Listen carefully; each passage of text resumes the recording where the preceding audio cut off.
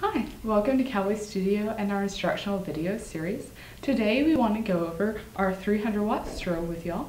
This is the DP320. We have carried this strobe for many years because it's a very good, very reliable strobe. So we just want to go over some of the features with you, let you know a little bit of the troubleshooting tips.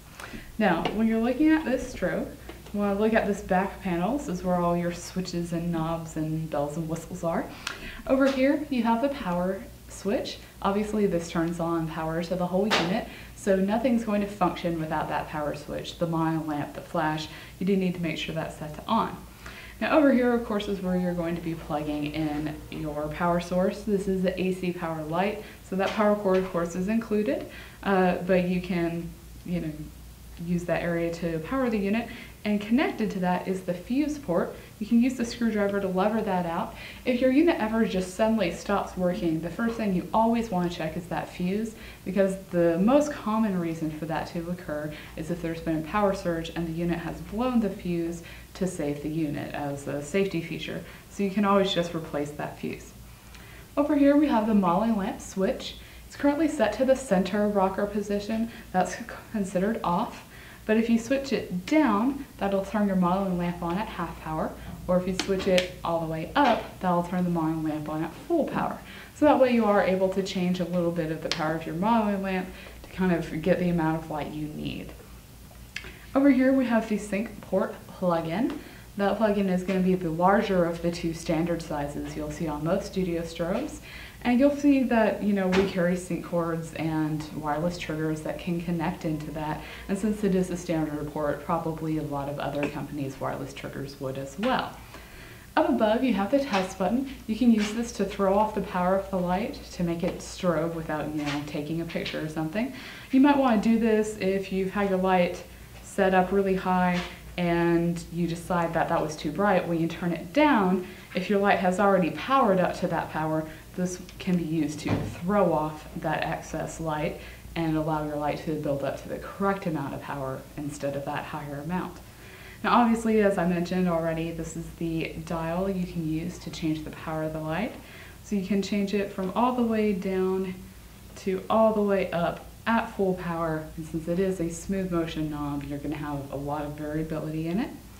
Up here, this is the readiness indicator light. This lets you know when your strobe has built up to the power that you set it to. Usually that's only going to take a couple of seconds, but obviously the higher the power you're having it build to, the longer it's going to take. Now up on top, I do want to point out there is a little button here. This is your optical slave sensor. With this, if this unit picks up a flash of light from elsewhere in the room, it tells the unit, oh, there's a light going off, so it is time for me to work, and it tells this unit to go ahead and flash. Just the same as if you had set it off with a wireless trigger or with a sync cord connected to your camera. So that optical slave sensor can be really helpful in syncing up all your equipment together, just as you might use your wireless triggers and such for. Now when we're looking at the front, obviously the center, this is where you're storing your modeling lamp. Like most strobes, the modeling lamp, this takes is halogen. Remember, never touch halogen bulbs with your fingers. But one thing we do want to go over is the flash tube itself. Now we do sell spare flash tubes here at CowboyStudio, but when you go to remove this, you're literally just going to be pulling straight out on it, except that you see those ends are set in correctly, but the top has a kind of wire tie on it. You would need to remove that tie in order to take the tube out to replace it. So this one is slightly harder to replace that flash tube on. So you would want to keep that in mind when you're going to replace the tube. One last thing I want to go over, this does use the Bowens style mount. That's the 3 notches on the mount adapters.